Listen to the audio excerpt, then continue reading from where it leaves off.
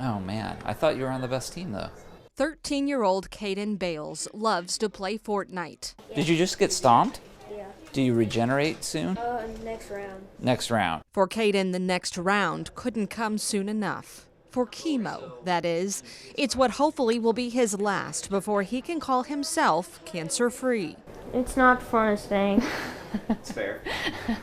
but it is what it is, and I have to come up here if I want to get my cancer gone.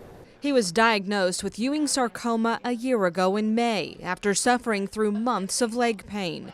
It's a rare bone cancer that can also occur in your muscle and soft tissue. As a nurse, I've taken care of multiple patients. I'm a pediatric ER nurse, so I've taken care of multiple, oncology pediatric kids, and with those type of diagnoses, never in a million years did I think we would be, dealing with something like that. But there's good news for kids like Caden today that wasn't there years ago. The 5-year survival rate has improved from less than 20% to over 70% due to advancements in treatment.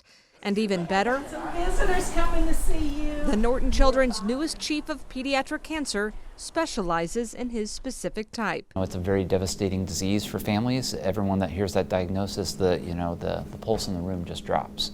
And so being able to be a part of that journey to get them there and say, hey, we have a treatment, this is what we're going to do, we're going to get your child well, when it's the scariest and the worst thing that they probably have heard in their lives, there's no limit to the reward that is as a physician. Dr. Michael Ferguson made the move from Riley Children's in Indianapolis to Norton Children's in September. Here in Louisville, we have great options, but with pediatric cancer, it's critically underfunded compared to adult cancers, and so we don't have as many trials as the adults have. It's his goal to change that, especially for kids battling sarcomas. When it metastasizes, it's very hard to treat, and we don't cure a lot of those patients. And so my research before coming here was trying to figure out, can we look at tumor DNA and RNA to try to figure out patterns so that we can find drugs to hit those patterns. As a parent, he treats every kid on this floor as if they were his own. Knowing that this is something that he's passionate about, it makes you feel good as a parent, knowing that